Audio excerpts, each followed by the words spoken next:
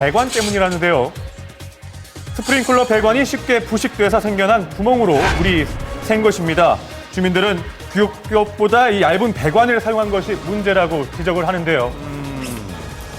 현재는 물폭탄을 피하기 위해 임시 방편으로 스프링클러를 잠궈 놓은 상태입니다. 물이 났을 경우 그것 때문에 스프링클러를 설치한 건데 굉장히 불안하죠. 그럼요. 2년 동안 아파트 724가구 중 160가구가 누수 피해를 입었습니다. 60여 가구는 아직도 보수가 되지 않은 상태. 주민들은 설계도면대로 지어지지 않은 것이 원인이라고 주장하고 있는데요. 시공상에 문제가 있으니 이러한 내역들에 대해서 조치를 하라. 근데 현재까지 전혀 반응이 없습니다. 시공사 입장을 시공사 들어봐야겠는데요. 측에서 이제 하자고 책임이 있으니까요. 빠른 기간 내에 좀 인력 투입을 해서 조치하는 걸로 그렇게 적극적으로 좀 하고 있는 상황입니다. 하지만 계속 보수가 미뤄지자 주민들의 걱정은 점점 커져만 가는데요. 예. 제일 염려가 되고 공포스러운 거는 이 누수 현상이 현재 진행 중이라는 거예요. 어떤 세대에서 얼마만큼 더 많은 세대들이 터질지 이건 아무도 알 수 없는 거예요.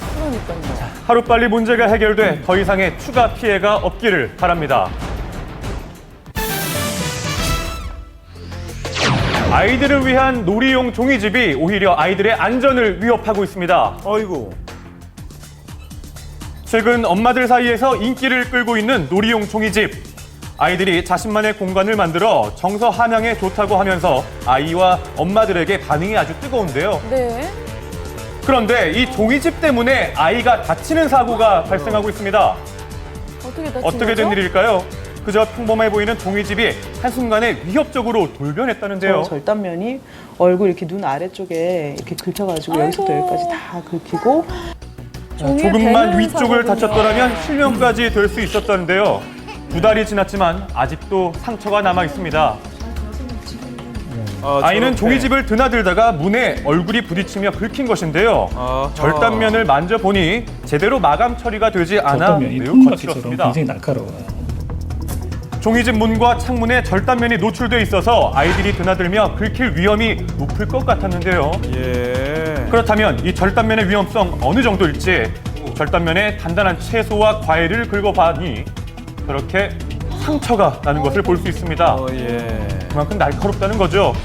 그런데 안전하다며 안전 인증 마크까지 받은 상태인데요. 안전 인증 마크가 무색할 만큼 인터넷상에는 놀이용 종이집의 안전성과 관련된 항의 글들이 쉽게 눈에 띄었습니다.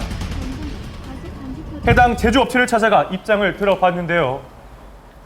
정해진 규정 안에서 제품을 만들어서 이상 없다는 그 제품을 어떻게 사용하느냐에 따른 소비자 과실도 있다고 보거든요.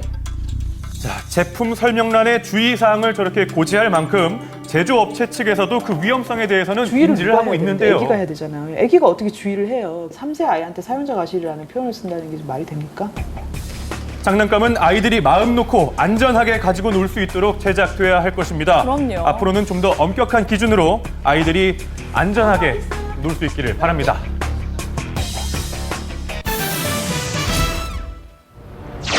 장마철에 차량 관리를 소홀히 했다간 자칫 큰 사고를 부를 수 있다고 합니다. 집중호우가 계속되면서 차량 침수 피해가 속출했는데요. 일주일 동안 무려 189대의 침수 차량이 발생했습니다. 장마철에 차량 관리를 제대로 하지 않으면 큰 사고로 이어진다는데 실제로 얼마 전 차량에서 화재가 발생했습니다.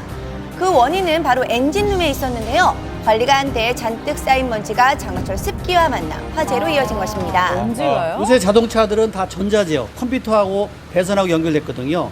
만약에 이런 배선이나 이런 데에 습기하고 먼지가 쌓이게 되면 부식이 돼요. 부식이 되면 거기서 이제 스파크가 일어나면서 불이 나는 거예요. 실제로 먼지가 습기를 흡수한 상태에서 전류를 흐르도록 했더니 바로 불꽃이 일어났는데요. 배터리에서 엔진으로 연결된 선이 부식되면서 화재로 이어질 수 있기 때문에 장마철의 안전운행을 위해서는 제일 먼저 엔진과 배터리를 점검해야 합니다. 그래야겠네요. 네, 비가 내리면 도로 곳곳에 물 웅덩이가 형성이 돼서 차량 침수가 되면은 사고로 이어질 수 있으니 타이어에 주의하셔야 반 합니다. 정도 잠기면 물이 실내로 들어와요. 이때부터 침수다 이렇게 보면 되고요. 승용차는 타이어의 3분의 1 이상, 트럭은 2분의 1 이상이 물에 잠기지 않도록 해야 하고요. 물 웅덩이를 지날 때에는 저속으로 멈추지 않고 지나가는 것이 안전합니다. 그럼 만약 차가 물에 잠겼을 땐 어떻게 해야 할까요? 그럴 때 난감하죠. 네, 자, 차가 침수돼서 시동이 꺼졌을 때는